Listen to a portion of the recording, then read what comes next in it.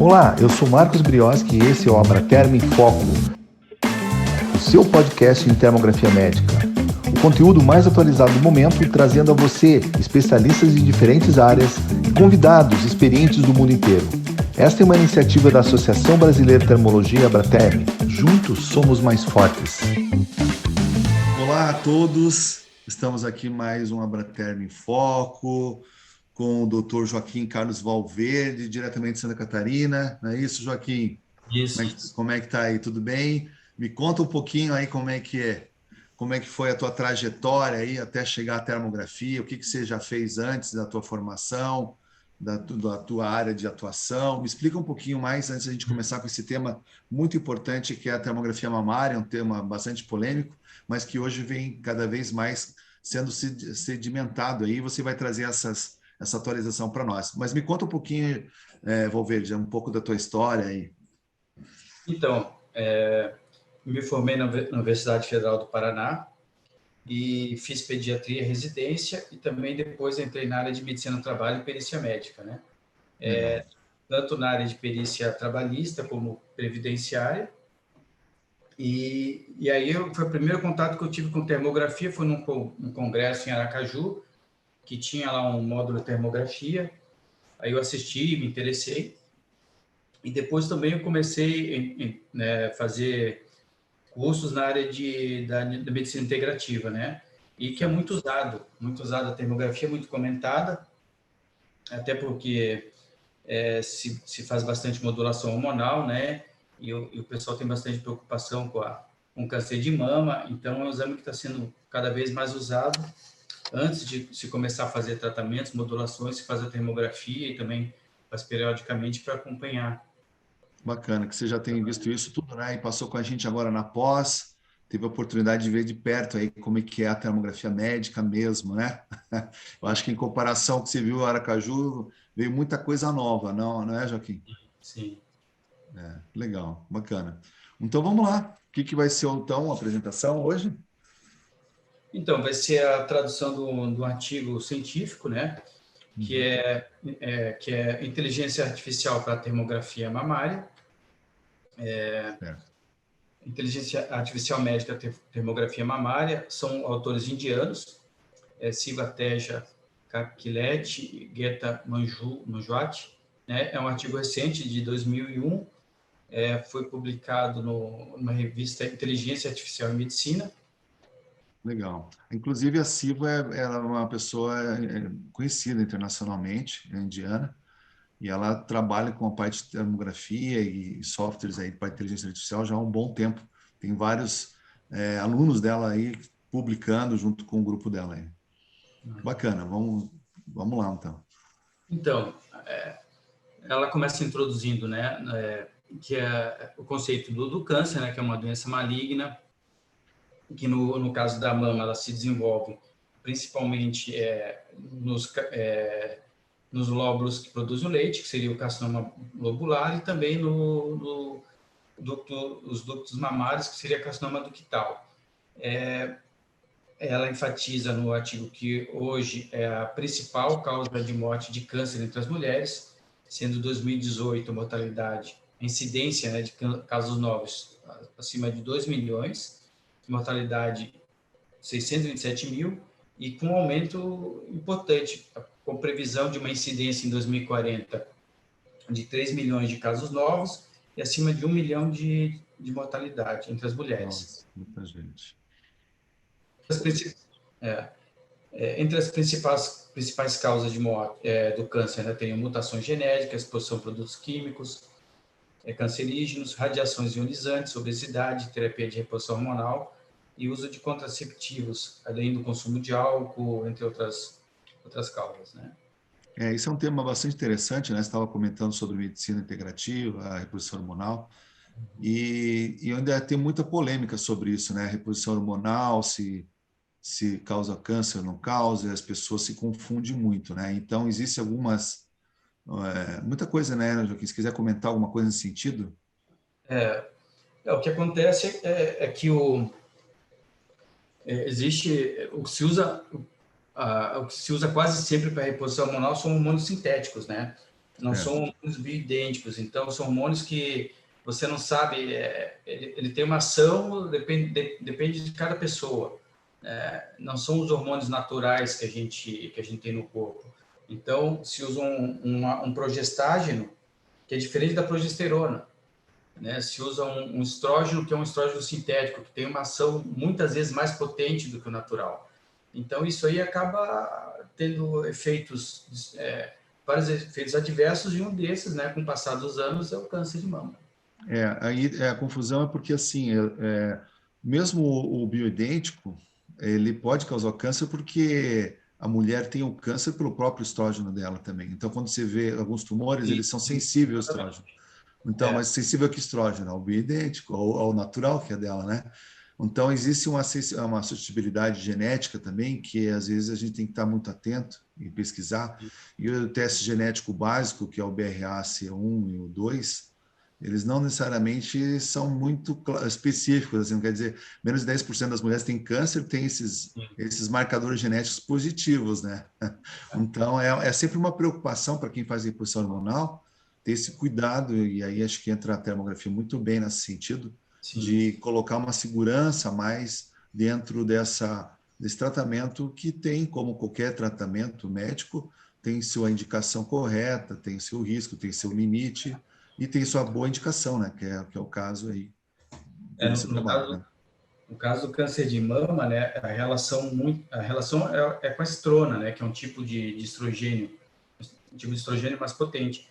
Mas qualquer hormônio que você module, você pode, por exemplo, dar um DEA, dar uma progesterona, e pode se transformar em estrona se a mulher tem uma predisposição para isso, está com uma predominância.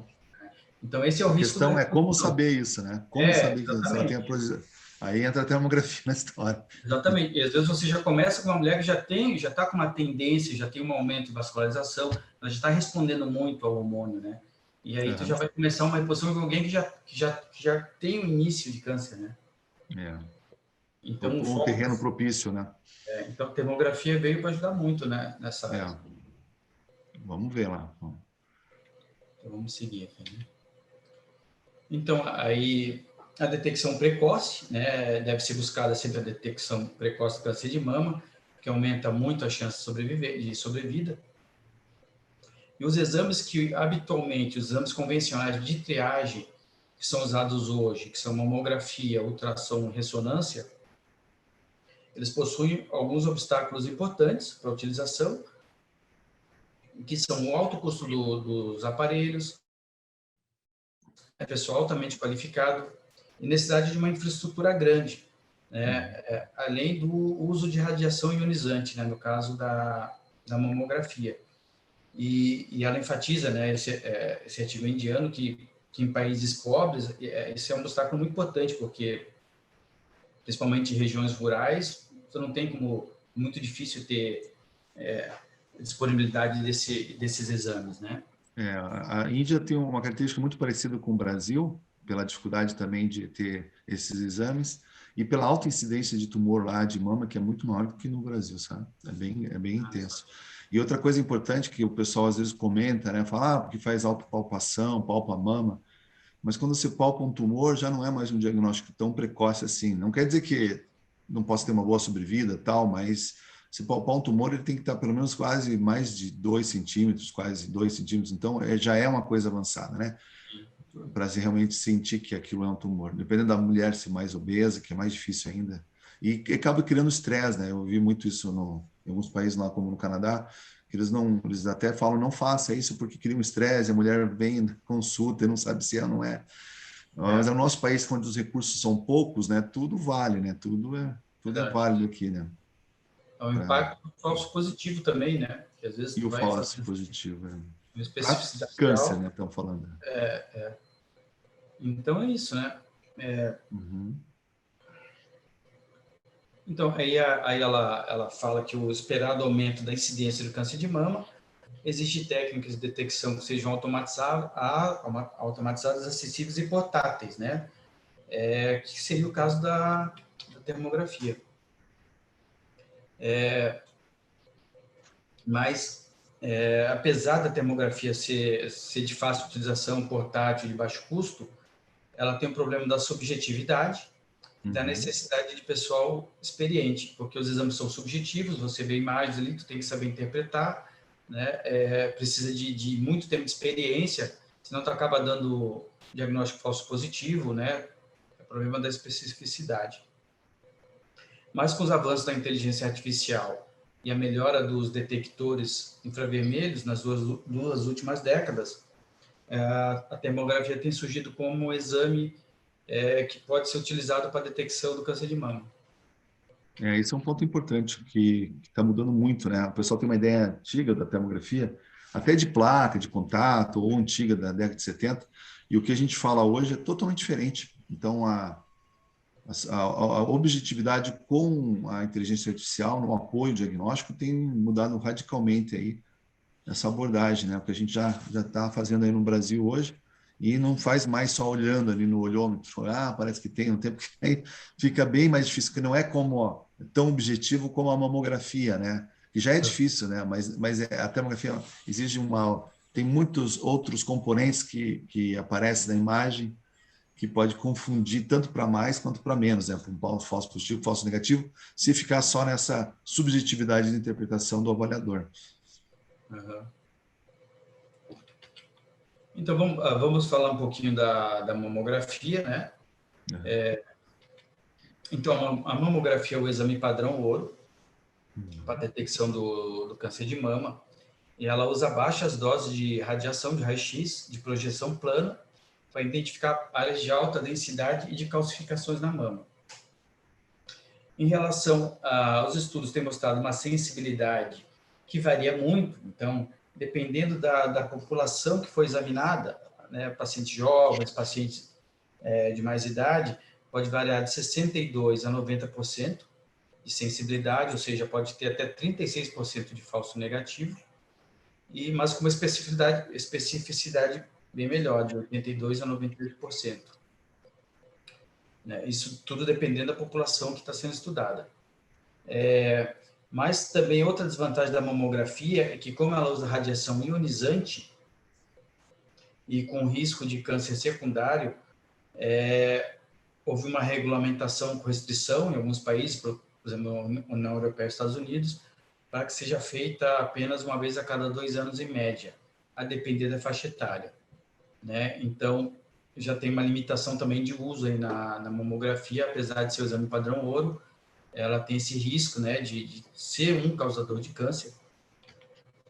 Na verdade, essa limitação que surgiu na Europa, começou na Suíça, ela veio por causa da estatística que você acabou de mostrar, que ela chega a ter 20% aí de falso positivo e gerar muita biópsia desnecessária, sabe? Não é nem tanto pela radiação, porque a radiação sempre foi um tema controverso.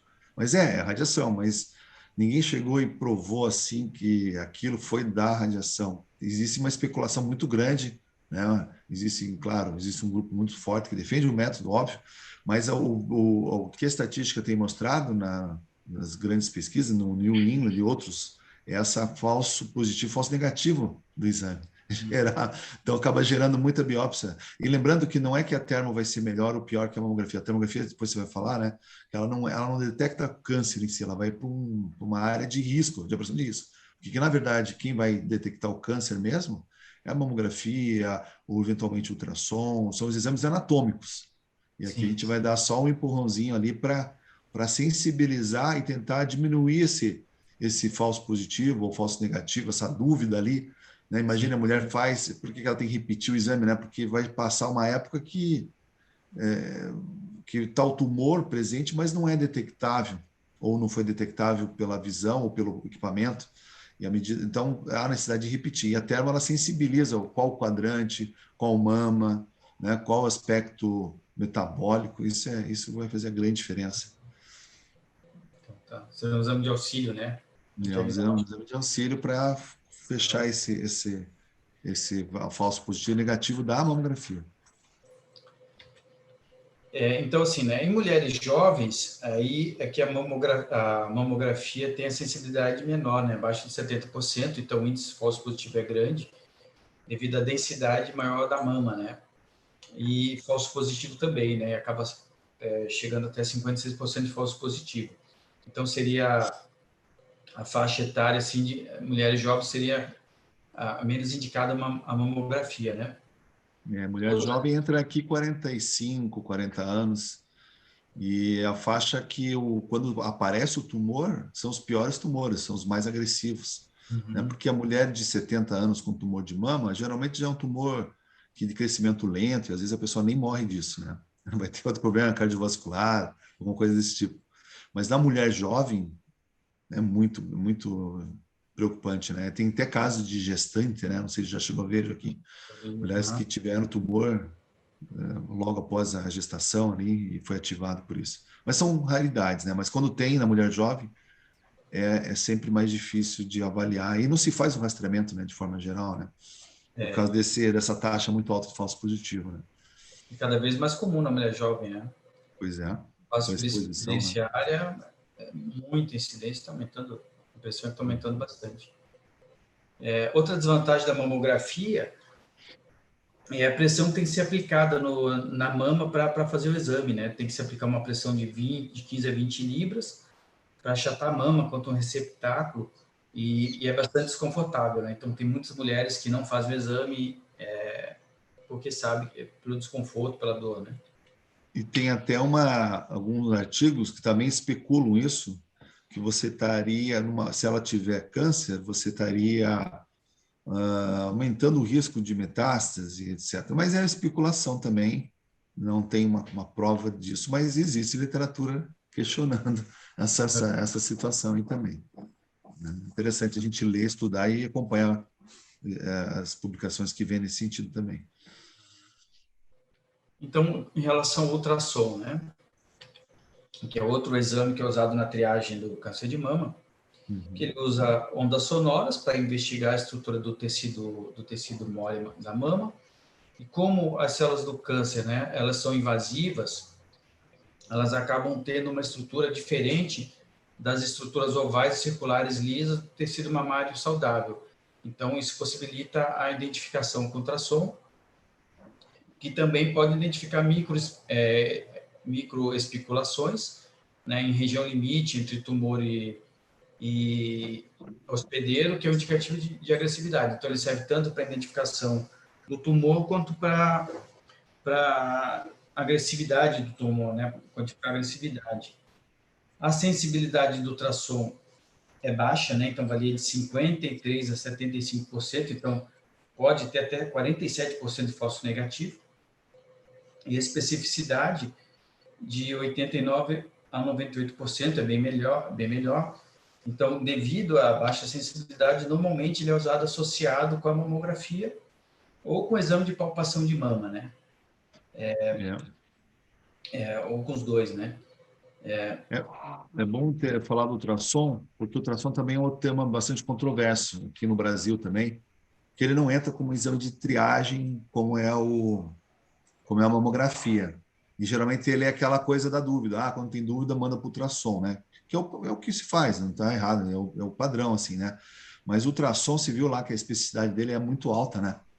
Então, quando tem uma lesão mesmo, quando não tem lesão, ele exclui bem, sabe? Então, o falso positivo dele é menor.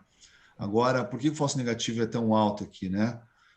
Pela questão do tempo, né? Se discute muito tempo. Hoje, se você vai fazer uma mamografia, um ultrassom de mama, e média o exame de 10 minutos no máximo ali, 8 minutos, então faz quase um padrão em cruz, né? De cima para baixo e da direita para a esquerda para a direita, e não se faz um estudo minucioso. Então, tem colegas hoje altamente especializados em ultrassom, que inclusive usam Doppler e usam até elastografia, sabe, Valverde?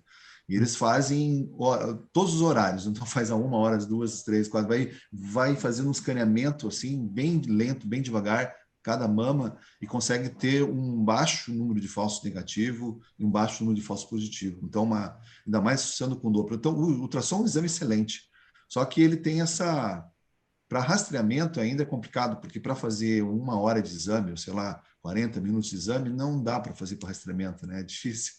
Mas uma pessoa muito bem treinada conseguiria detectar muito bem como mamografia, ou até melhor. Mas aí são dois métodos que depende muito do avaliador também, e que está entrando inteligência artificial para poder ajudá-los, tanto na mamografia quanto no ultrassom também, né? Porque é muito da experiência de quem faz também, isso é importante. A gente não pode generalizar se um é bom ou é ruim. No final das contas, como a gente é um país pobre, né? Assim como na Índia, tem que usar mamografia, fazer o quê, né? Tem, né? O que tem disponível, melhor do que não fazer. Se tiver ultrassom, melhor ainda. E se tiver termo, mais melhor ainda. Então, é tudo uma questão de disponibilidade e de quem pode fazer, né? De quem pode fazer com qualidade no local onde a pessoa está. Então, né, como eu falei, ele é usado em associação com mamografia, e aí, e associado com a mamografia, ele consegue aumentar em mais de 20% a detecção de pequenos tumores em mamas densas, né, quando comparado com a mamografia isolada. No entanto, é um exame de alta tecnologia, um aparelho caro, e como tu falaste, né, Brocha, precisa de muita perícia do médico, né? Não é todo médico vai ficar 1 hora examinando, né? Tem que ser uma pessoa realmente bastante capacitada para fazer o exame. Não digo que todos os casos são 1 hora, mas é que tem casos tão complexos de tantos cistos, tantas alterações, que realmente é difícil de avaliar. Então tem que ter uma segurança muito grande do avaliador ali, né? Cistos, nódulos, né?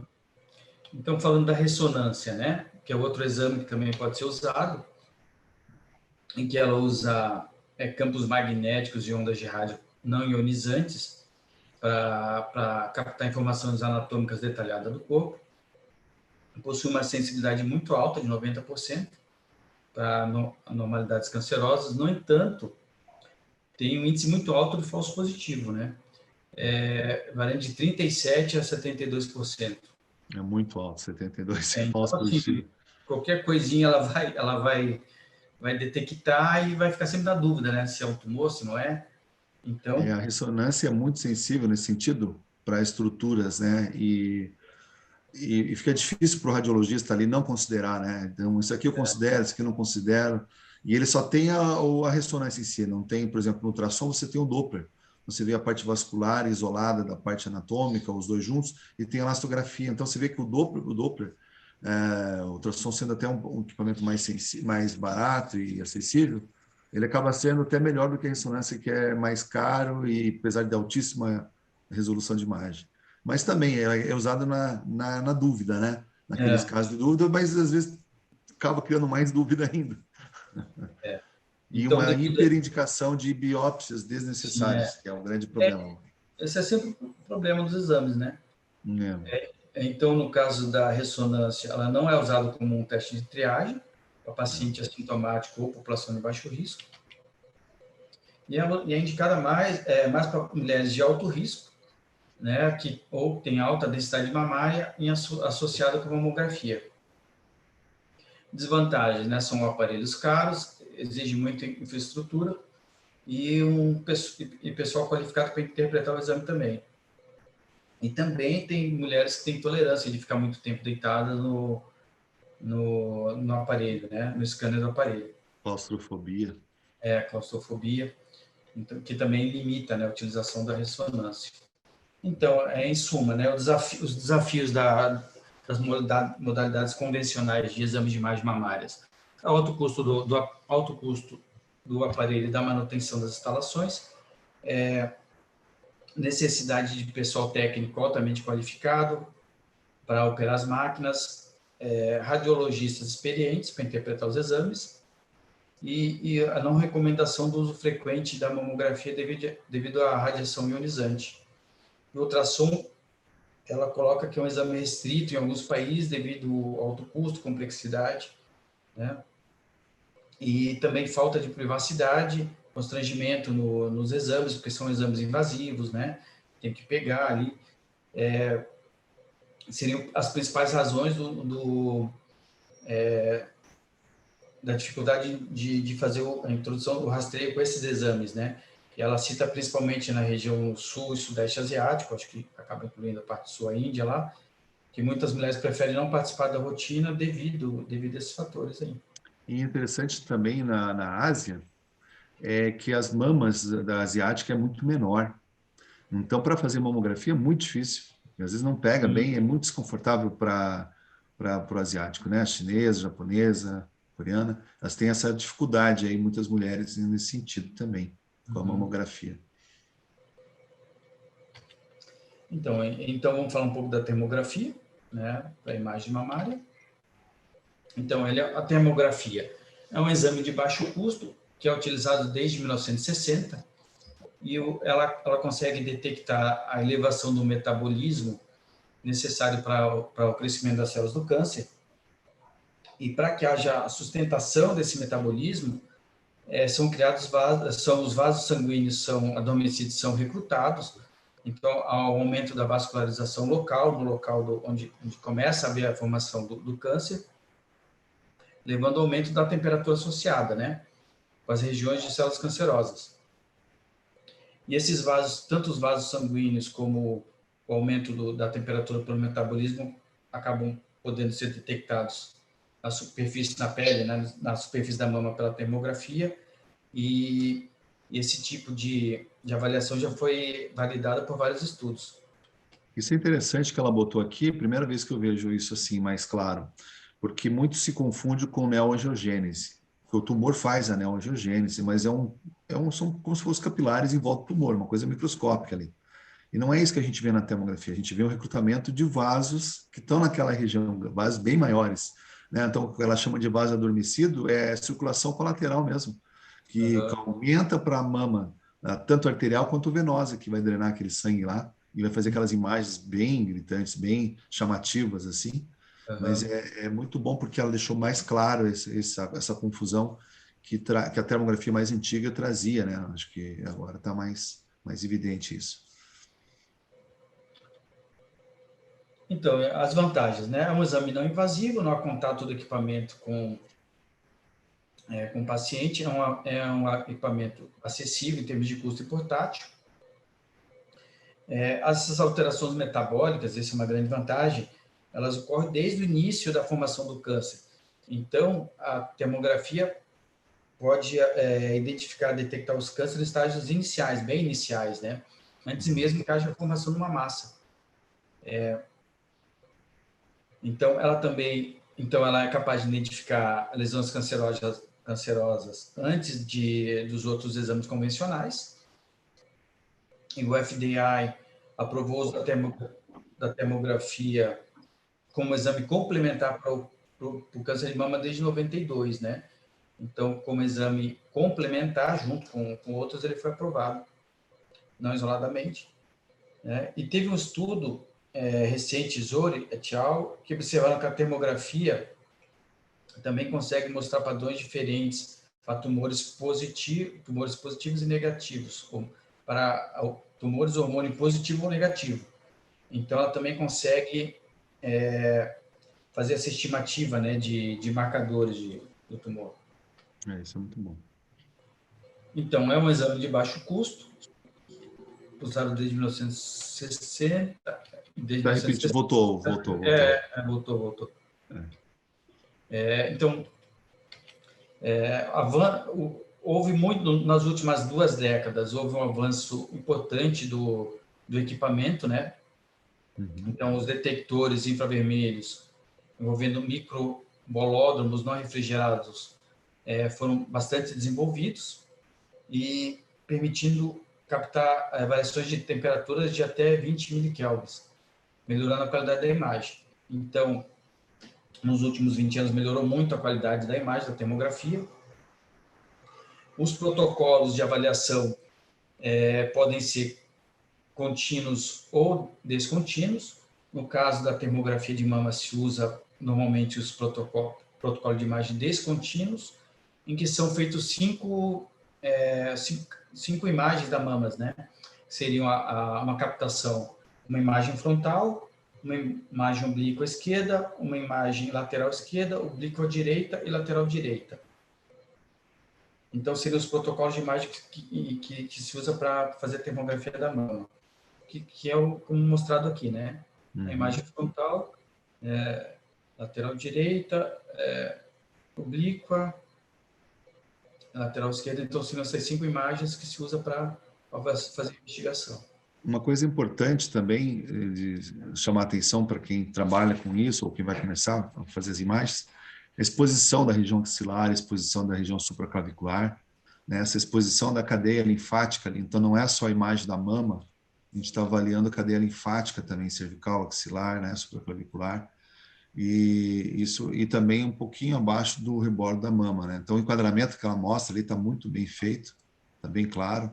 E, claro, todos na mesma intervalo, temperatura. E lembrando disso, que o exame não é só da mama, né? É um exame que envolve a cadeia linfática, que não é de praxe na avaliação da mamografia, não se faz isso, né? E no ultrassom faz, no ultrassom se avalia e na ressonância também ele é um pouco mais limitado para a mama em si, né? Não vai para a supraclavicular, apesar que é possível também, né?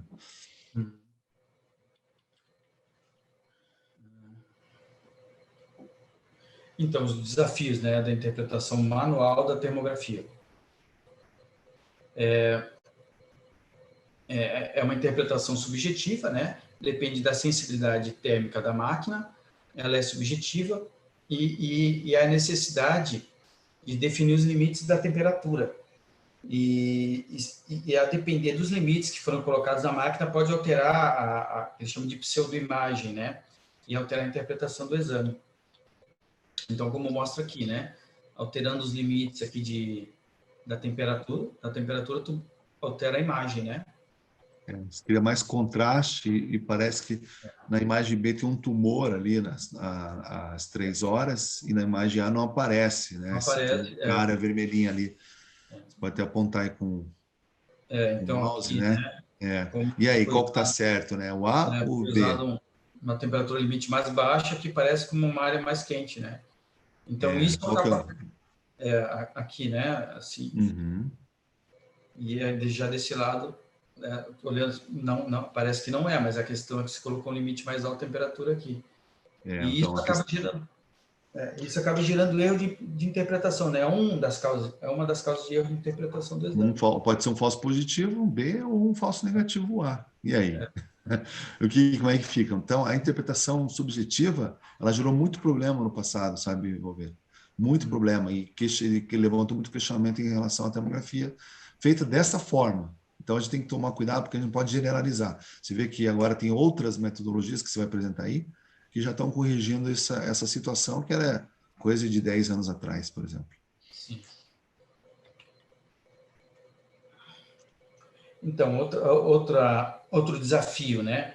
É que condições benignas, como ectasia de ducto, fibroadenoma, alterações fibrocísticas, abscesso, resposta hormonal exagerada, pode gerar também calor metabólico e confundindo com lesão, né? Ou confundindo com uma lesão de suspeita de câncer, né?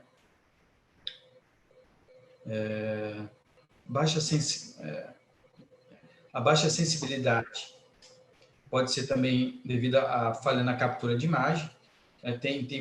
Muitas vezes não se capta a imagem oblíqua e aí pode se perder câncer no quadrante externo da mama. Isso ela relata no estudo.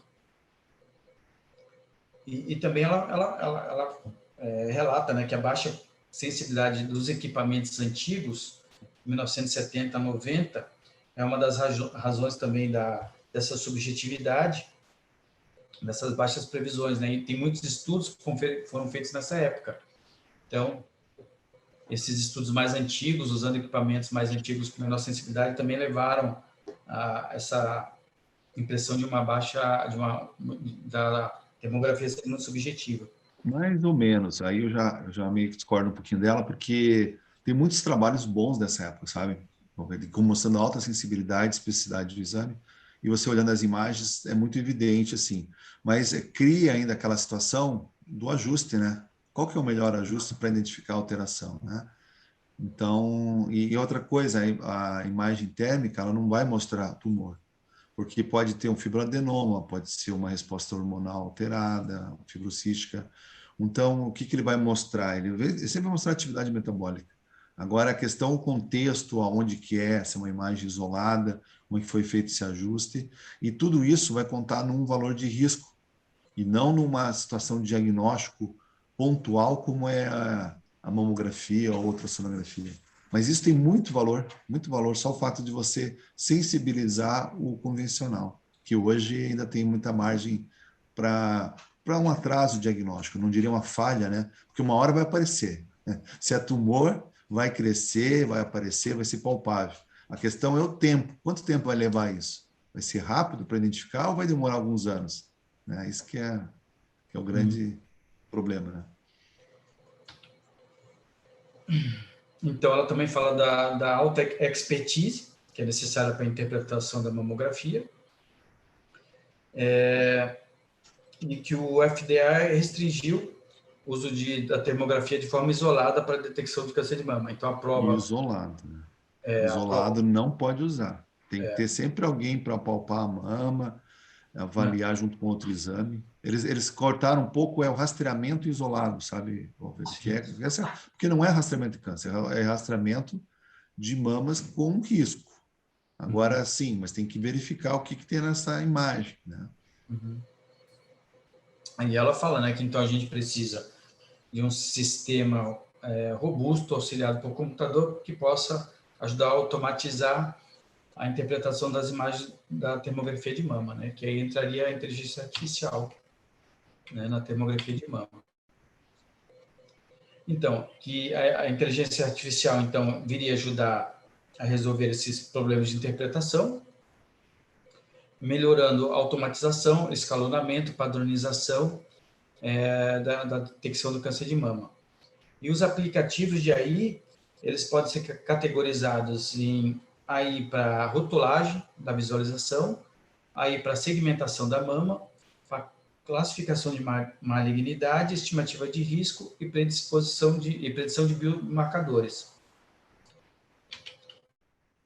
Para rotulagem, né, que seria identificar qual é a imagem, né, a imagem correta. A rotulagem, então, ela é crucial para o diagnóstico.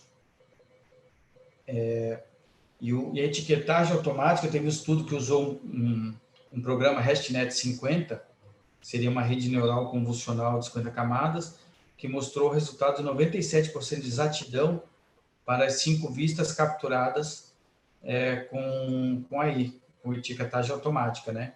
Então, isso pode diminuir o tempo total de captura de imagem e reduzir a margem de erros, né? Erros de captura. Isso é interessante, porque ali ele estava fazendo o quê? Captura automatizada. Só de apontar o sensor, o transdutor para paciente, ele vai lá capturar o que exatamente aquele padrão que a gente quer, né? Com a mama completa, com a área axilar, supraclavicular, daí no perfil, no oblíquo e no anterior. Muito bom isso. E aí tem que saber qual é a imagem, Não, ele faz automaticamente isso. Pois é. A câmera estando apontada, ele captura. A segmentação da mama, né? É que saber a segmentação manual é trabalhosa e subjetiva, porque a mama não tem limites rígidos, mas também é difícil para automatização, porque tem uma variação pequena de temperatura entre a região da mama, a região mamária e não mamária. Mas eles têm estudos usando o programa VNet para segmentação mamária, que mostrou um desempenho semelhante ao do perito humano, né? Do homem. Então, em geral, esses avanços estão transformando a segmentação manual, que é trabalhosa e demorada, num processo mais rápido e simples. A segmentação é delimitar a mama, né? Acho que essa próxima imagem está boa, né? Que seria você definir, né, onde é os limites da mama, né? Então, como a mamária e não mamária, fica difícil, né? Mas já tem programa de automação de AI que está conseguindo fazer isso bem, com um bom acerto, né? Essa imagem aí, ela não é da automação, só para entender, que é manual, né? Manual, então, a maioria das pessoas usa o modelo B. Vai lá, faz uma elipse.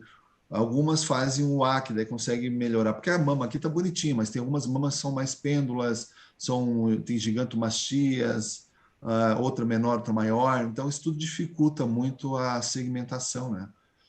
E com a automatização vai ficar muito mais fácil e ganha esse tempo, né? E classificação de malignidade, né? Então, a mama ela é afetada a temperatura da mama é afetada pelo aumento da vascularização, atividade metabólica, mas e também por algumas condições benignas, né, como a gente já falou, e que isso pode levar a um erro de interpretação manual. E para a classificação de malignidade automatizada, poderia ajudar a diminuir essa subjetividade. A diferenciação entre calor benigno e maligno tem sido usada com inteligência artificial, mostrando uma sensibilidade de 79%, especificidade de 100% em alguns estudos, mostrando que é viável fazer a automatização da classificação de malignidade. E as soluções de classificação de malignidade usam normalmente características texturiais estatísticas. Então, para características texturais estatísticas, tem sido usado programas de aprendizagem de máquina, né? Máquina de vetor suporte, floresta aleatória, redes neurais, para ajudar a diferenciar as características, né, do tecido, e eles usam recursos como média, contraste, momento, energia, homogeneidade, entropia dos padrões de calor da região da mama. Então, eles usam várias variações de padrões para identificar a área que pode ser o câncer, né? Isso é interessante, Joaquim, porque agora, daqui para frente, a gente vai ouvir muito isso em tudo quanto é método, muita coisa dentro da medicina.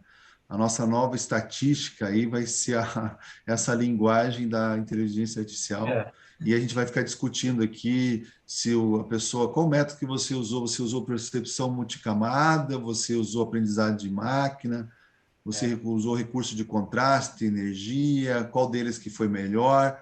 E isso vai diferenciar muito, ainda é engraçado, né? Porque tudo isso é muito novo para nós ainda, né? Da nossa linguagem médica, mas é o que vai definir a escolha depois, futuramente, não de escolher um aparelho, não, qual que é o software que me dá o contraste que eu preciso para o diagnóstico, independente, entendeu? O aparelho vai ser um mero hardware ali, que se não tiver uma máquina de aprendizado correto, uma boa base de dados, não vai existir uma boa qualidade. Então, até a palavra inteligência artificial é uma palavra meio esquisita, porque não é nem inteligente e nem artificial. Uma porque é feita pelo homem, então não é artificial, né? Inteligente vai depender se o homem escolher de forma correta esses parâmetros aí, né? Ou de uma amostra, porque eu faço um estudo lá com mulheres jovens e eu quero aplicar esse meu programa em mulheres idosas. Ele vai dar errado, ele vai dar com uma margem de erro maior. Então, por mais que seja, entre aspas, inteligência artificial, não foi bem construída, né? Então, tem muita coisa aí pela frente, mas é tudo muito promissor, né? Cabe a gente agora entender esses detalhes texturais e estatísticos aí. Tem que começar a estudar isso aí. Por isso que esse tema é importante para a área de termografia. Então, também se usam características do hotspot. Então, primeiro se identificam as regiões térmicas altas, né, os hotspots, extraem características da região, para identificar padrões malignos, né?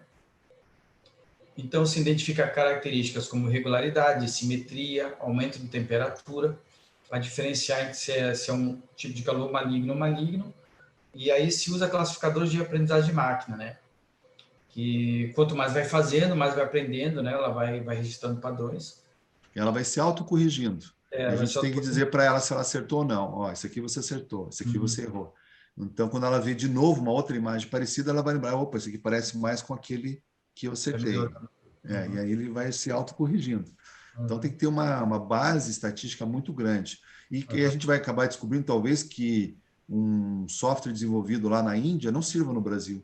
Pode acontecer isso. Características da genética ou do tipo de mama, étnicas, né, que vão exigir que a gente tenha o nosso próprio sistema de classificação aqui no Brasil, que a gente já está desenvolvendo isso, né? Então, é interessante que cada país vai acabar criando uma situação nesse sentido, né? Então, não vai adiantar a gente usar um sistema dos Estados Unidos no Brasil que talvez não dê certo nem da Índia aqui.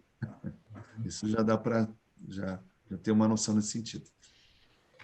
Então, características vasculares também são usadas, né? Então, as deformações vasculares, que começam no início, né? Estão associadas com o crescimento anormal das células do câncer, também podem ser usadas para fazer essa classificação. O calor gerado pelo vaso, então, ele é transmitido de forma difusa para a pele, o que dificulta um pouco a interpretação. Então, com a inteligência artificial está se propondo múltiplas técnicas para melhorar melhoramento estrutural e técnicas de aumento de intensidade para identificar as estruturas dos vasos. Então, eles usam características como tortuosidade, simetria, número de vasos para classificação de malignidade, né? Usando também a aprendizagem de máquina. Então, aqui a gente vê, né, na figura regiões térmicas altas e quentes, né? E a gente vê na figura B aqui a parte dos vasos, né? Uhum. Vasos tortuosos aqui. Então, são duas características que estão sendo usadas. No A é mais uma área hiperradiante ali. Hiperradiante. Né? Que, na verdade, são vasos ali. E aí, só que ele separou como área. E no B, ele separou exatamente o vaso e a tortuosidade dele. E para quem não conhece, é só para... Muita gente não conhece muito esse tema. A gente não está falando do vaso que está dentro do tumor ou neoangiogênese. Está falando da veia, do sistema venoso, de drenagem venosa naquela mama que está com alto fluxo e fazendo aquela imagem venosa de toda a mama. Então, ele não é específico, pontual, anatômico, como é a mamografia. Por isso que a gente não usa ele como rastreamento ou como método para fazer biópsia, porque a gente não consegue localizar exatamente o ponto em si, mas sim um padrão de vaso anormal, como está mostrando na figura B. E aí, dependendo da tortuosidade, do calibre, né, do fluxo de sangue, da ectasia que acontece ali, você tem características mais para malignidade e outras mais para benignidade, para auxiliar, diminuir o número de falso positivo e negativo, tanto da mamografia, do ultrassom e da própria ressonância. Então, também tem classificação de nível de pixels, né? De pixel que é usada. Então, ele tem algoritmos que classificam cada pixel ou blocos de pixel, imagem, e classifica cada bloco ou cada pixel como maligna ou normal. E depois, em conjunto, ela faz uma somatória ali e conclui se é maligno ou benigno. Né? Aí vai de ponto a ponto, né, para identificar a malignidade ou não. E também tem recurso baseado em rede neural convolucional, né, que aí eles usam várias técnicas de aprendizagem profunda, né, tem vários programas, ResNet, VGG, Inception, para prever a malignidade da imagem térmica. Isso é muito usado, Google Net, DenseNet, tudo isso aqui são termos novos para nós médicos, mas que vão se tornar de rotina daqui a alguns anos. Estou te falando, a gente vai estar discutindo Alzheimer, vai estar discutindo doença cardíaca, se o colesterol influencia ou não, se aquela medicação vai mudar, tem que ser aquela. Tudo baseado nesses sistemas aqui. E ele fala que a aprendizagem profunda está se mostrando resultados promissores, né? Para a previsão de malignidade nas imagens térmicas. Então ele fala que pode ajudar, né? Estimativa de risco a identificar, né? Então, assim, a estimativa de risco de câncer de mama pode ajudar a identificar as mulheres com o risco elevado de câncer e focar o atendimento, os cuidados nessas mulheres, né? A depender do nível de risco, classificar em nível de risco e focar o tratamento nelas. E também a identificação, você identificando previamente que ela tem um risco maior, você consegue sensibilizar mais essas mulheres para acompanhamento e tratamento e focar recursos, né? Ela citou aqui um estudo, Gauteri, com interpretação manual, que relatou que aproximadamente 1/3 de 1.245 mulheres que tiveram um termograma duvidoso e um exame convencional normal, na primeira visita, haviam desenvolvido câncer de mama 5 anos depois. Né? Isso aqui na termografia manual. De contato. Não estão nem falando da termografia. Ele fazia as duas, na verdade. Ele misturou nesse trabalho contato e a de, como ela citou lá, de menor qualidade de imagem, mas é que tá, o trabalho clássico foram feitos com aparelhos que não era questão da sensibilidade, mas a experiência do avaliador que contou. Tanto é que o trabalho dele foi um dos mais importantes da literatura a respeito desse tema. Uhum. Esse acompanhamento aí de 5, até, na verdade, acompanha por 10 anos. Uhum. E tem, então, ela cita também um estudo, tratamento e análise de imagens aplicadas à mastologia, que eles classificam avaliações semi-automatizadas, chamado BIRAS, em 5 classes, né, sendo BIRAS 1 baixo risco e 5 alto risco.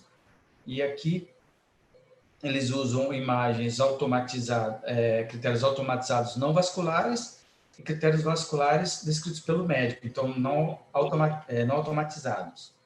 Então aqui é uma semi-automatizada, e ela cita também... Só voltar um pouquinho, esse do BIRAS ali, não é um BIRADS, é uma tentativa de fazer um BIRADS, mas não é o BIRADS como a gente tem na mamografia, mas é uma tentativa, né? Não é uma coisa oficialmente aceita, tal. E é um método antigo, assim, que a gente fazia até 10 anos atrás, que é essa questão de ver a simetria, a diferença de temperatura areolar, diferença de temperatura de um quadrante. Então, claro, cabe quem estuda termografia conhecer esses critérios, mas a gente sabe que eles não são tão sensíveis e de diagnóstico tão precoce quanto a avaliação por inteligência artificial, onde o risco de falso positivo e falso negativo é muito menor, para avaliação de risco de câncer. Uhum. E aí ela cita também esse estudo aqui, predição personalizada do risco de câncer de mama pré-triagem usando AI, que aí seria completamente uma proposta completamente automatizada, chamada estimativa de risco Thermalitis, que usa características vasculares e não vasculares automatizadas e leva em conta a idade, sintomas pré-triagem de câncer de mama. E ela cita que em ambos, né, o BIRAS e o TRS, a proporção de malignidade aumentou com o aumento do risco, mostrando o potencial da termografia automatizada para a estimativa de risco. Aí ela fala também, né, de biomarcadores, que biomarcadores envolvendo estrogênio, progesterona, receptores KL67 e HER2 desempenham um papel importante no prognóstico. E a avaliação desses biomarcadores normalmente só é feita no exame histopatológico, né? Então, assim, para você conseguir identificar os biomarcadores, tem que ser feita a cirurgia, tem que fazer o anatomopatológico, que é demorado e caro. Mas teve um estudo, né? Estudo de Zoro, que observou que tumores com estado hormonal positivo tem uma assinatura térmica diferente em comparação com os hormonais negativos, né? Principalmente para estrogênio e progesterona. Então, a termografia também pode ser usada para isso, para identificar tumores, os biomarcadores. Então, é proposto também, né, a utilização de aprendizagem de máquina, razão de distribuição térmica, características texturiais para fazer a estimativa dos biomarcadores numa abordagem automatizada, rápida e não invasiva. Então, você usando AI e se valendo dessa capacidade, né, da termografia de identificar essa diferença de temperatura em tumores marcadores positivos ou não, você conseguiria fazer isso muito mais rápido do que esperar a cirurgia e esperar a biópsia. Uhum. A gente faz isso até, inclusive, a gente usa hoje não só uma resposta sim ou não para malignidade, ou para benignidade, ou para mama normal. A gente traz hoje o percentual de risco. Então, para a inteligência artificial que a gente utiliza aqui no Brasil hoje, né? Ela traz o sim para alta chance de ser câncer, tantos por cento, 98%. Esse 98%, 80%, ele está muito relacionado com o estado hormonal positivo ali. Então, você vai ver respostas bem mais altas quando ele é positivo ao receptor estrogênico ou progesterona. É bem interessante, assim. Então, a gente já usa isso de uma forma bem prática, assim, sabe? Claro, complementando o tradicional. E dentro de uma população que tem condições aí de fazer esse tipo de rastreamento, porque ainda não é uma aplicação como a mamografia, né? A mamografia já tem a sua dificuldade, né? Então, imagine a termo, assim, como um screening para a população toda. Então, ele está dentro de pequenos nichos de locais, principalmente capitais aí para o Brasil, onde tem essa possibilidade de fazer um rastreamento nesse sentido, junto com o apoio da termografia, já com IA, né? Então, discussão, né? Então, ela coloca, né, que a utilização de IA, imagens médicas, podem permitir uma aprendizagem contínua, aprendizagem contínua através de modelos de aprendizagem de máquina, automatização das termografias estão mostrando nos últimos anos um papel promissor no tratamento de câncer, mas ela fala da falta de conjunto de dados disponíveis publicamente, né, que parece ser um grande desafio para a pesquisa da termografia. Eu acho que a aprendizagem de máquina precisa de uma base de dados grandes, né, e eu acho que ainda hoje é deficiente isso. Aqui também a gente entra no outro problema. Eu já fui convidado de participar de alguns estudos multicêntricos, assim, vamos juntar as imagens com determinado tipo de avaliação. Mas até isso é complicado, porque a gente sempre fica inseguro de saber como é que foi capturada aquela imagem, né? Será que foi feita nas condições ideais? Será que o paciente, né, fez a 23 graus, esperou os 15 minutos para fazer a imagem? Então, tem que tomar muito cuidado para não poluir os teus dados e criar uma base de dados que a inteligência, entre aspas, artificial, pode te induzir a um mau resultado, um péssimo resultado, se não tiver um cuidado muito grande da base. Então, o que vai prevalecer muito no futuro, na hora de escolher um determinado software, é assim, mas ele foi feito aonde? Por quem? Quais os cuidados? É uma empresa de qualidade que fez isso? É um grupo de pesquisadores que tem uma experiência boa, envolveu médicos nesse estudo? Não, foi feito só ali para os engenheiros, tá? Mas quem capturou? Não, a gente pegou lá de um país, pegou de outro lugar, foi juntando assim. Então, acaba criando-se um monte de informação que não vai ter um bom resultado da IA. Então, o grande desafio da IA é a gente ter uma boa base de dados e realmente saber que ela foi ensinada de forma correta. Então, foi avisado que aquilo lá não era tumor, que aquilo lá era ou que era um tumor, que era positivo para estrogênio ou não. Isso muito bem classificado e capturado, né? Isso vai ser um grande diferencial daqui para frente. E estamos trabalhando nisso, né? Hoje a gente já está nessa linha, especificamente com esses cuidados todos aí, né?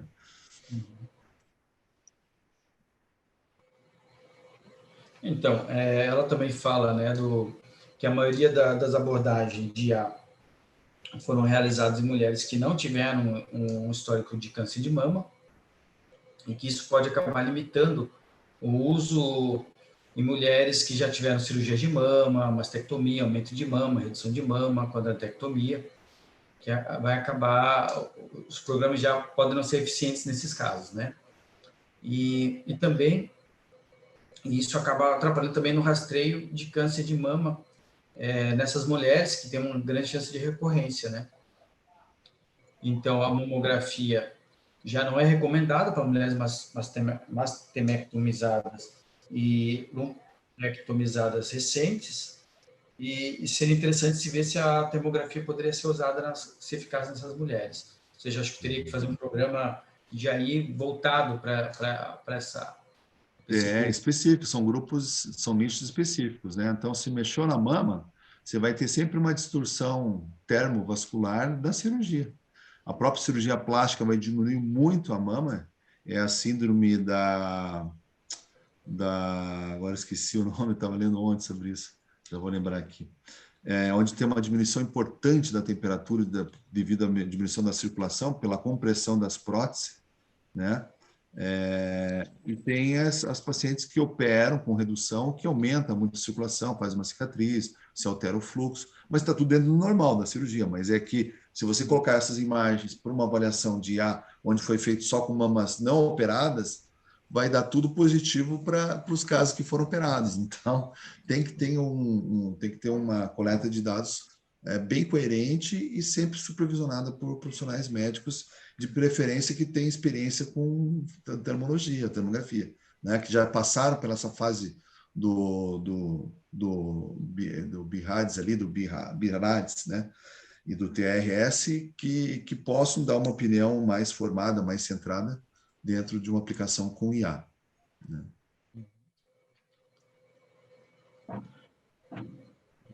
Então, ela fala também, né, que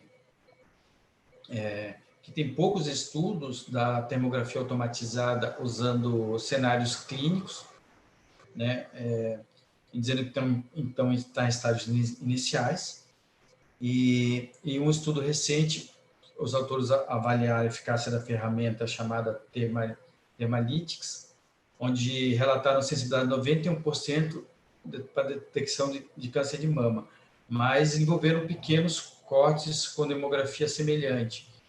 Então, o que ela diz é que tem que ter mais estudos, né, para validar.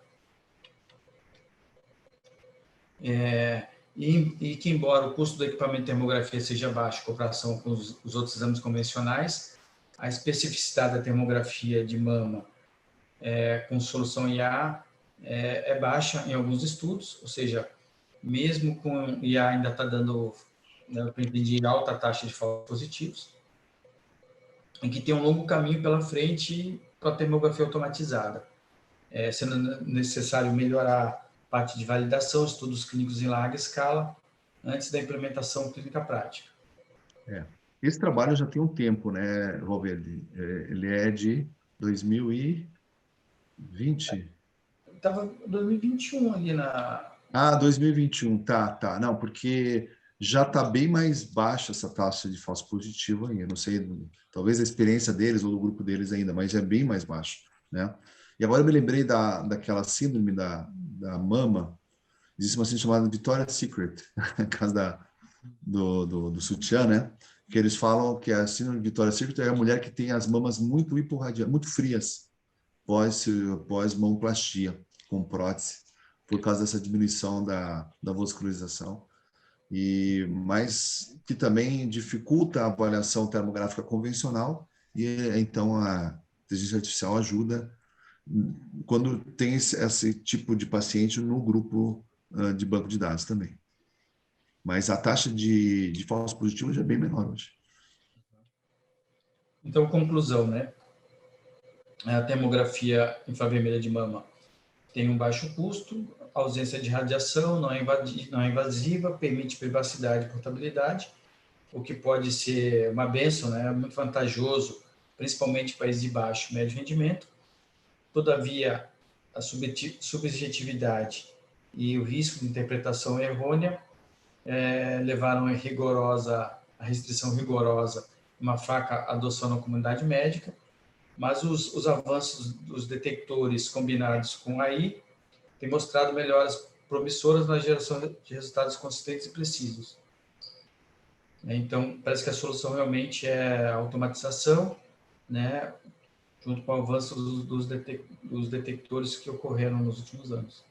Uhum.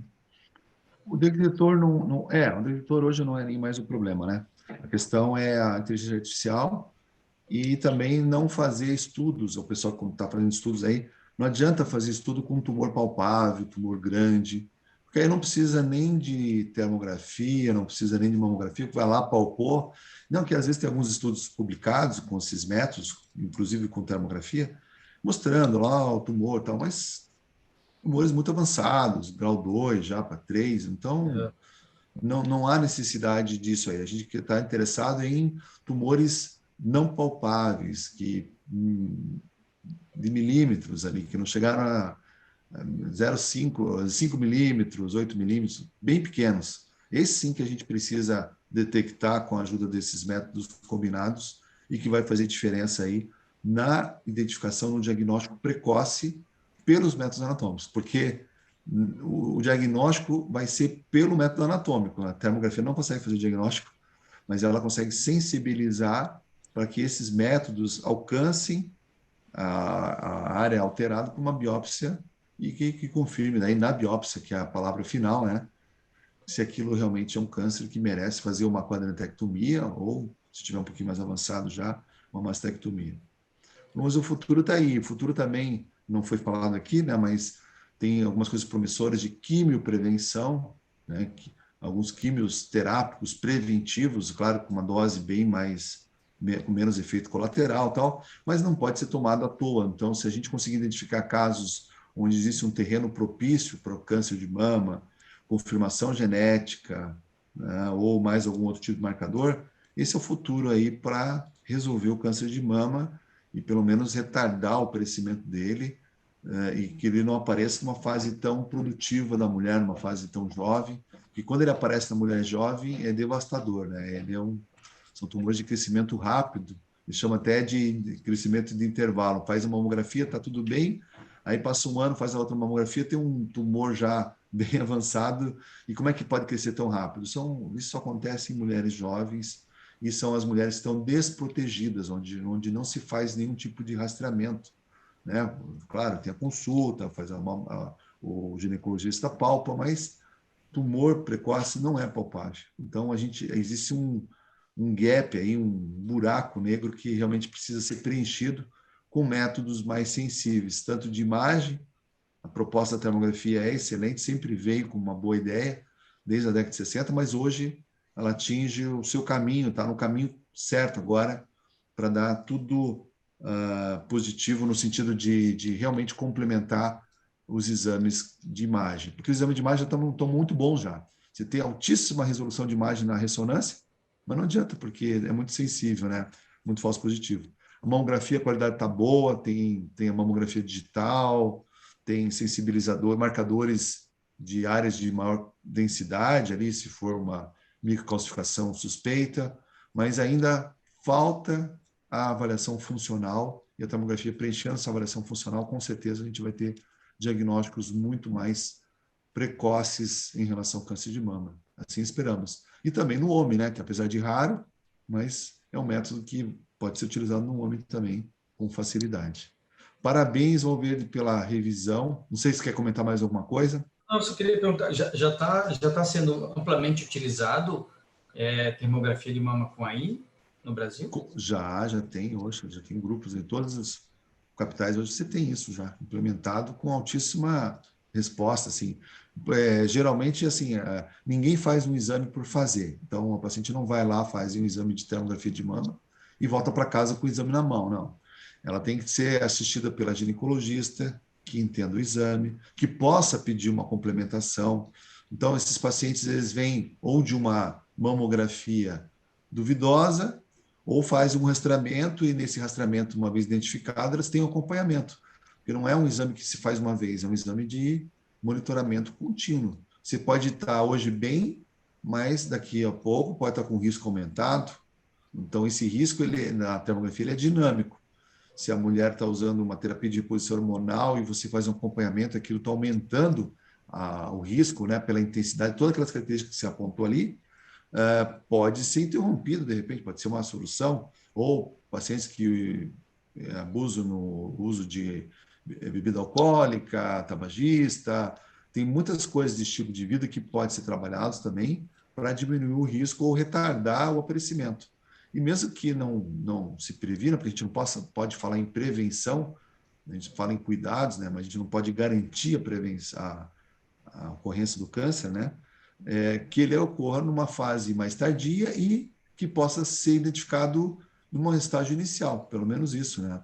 Então, fazendo esses cuidados e monitoramento junto com a termo, a chance disso, de ter uma melhor qualidade de vida, vai ser sempre maior, com certeza. Então, tá bom, Roberto. Parabéns aí pela apresentação e esperamos ver você em outros encontros, agora presencialmente, né, numa apresentação, dando continuidade a isso aí e trazendo isso para a tua região. Você está hoje em que cidade, Roberto? Hoje eu resido em Jaraguá do Sul, Santa Catarina. Então, uma região aí que tem uma certa incidência também de câncer de mama, né? Acho que até região de Santa Catarina, mas descendo mais para o Rio Grande do Sul é maior ainda a incidência. E pela característica étnica da região, né? Muitos descendentes europeus, assim, então eles têm um risco realmente um pouco maior do que população em geral. Muito obrigado e até mais uma próxima Abraterm em Foco. Um abraço a todo mundo e mande suas perguntas e venham participar com a gente aí, como o Valverde fez após aí, acompanhando. Fizemos toda ela online, mas isso não prejudicou de forma alguma, ele pode assistir todas as apresentações e cumprir o que tinha que ser cumprido. Um abraço a todos e obrigado, Valverde, por participar conosco. Até mais. Tchau.